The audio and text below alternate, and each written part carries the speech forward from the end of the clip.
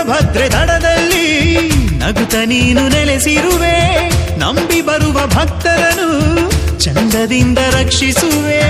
ದುಷ್ಟರನ್ನು ಶಿಕ್ಷಿಸುವೆ, ದಿಟ್ಟ ಮನದಿ ವಾಸಿಸುವೆ. ಜಗದ ಜನನಿ ನೀನೇ ಹುಲಿಗಿ ಮಾತೆಯೇ, ಭಕ್ತರನ್ನು ಕಾಯುವ ಮಹಾಮಾಯೆಯೇ. ಭಕ್ತ ರಕ್ಷೆಗಾಗಿ ಭೂಮಿಗಿಳಿದು ಬಂದ ಹುಲಿಗಿ ಅಂಬೆಯೇ, ಲೋಕಮಾತೆಯೇ.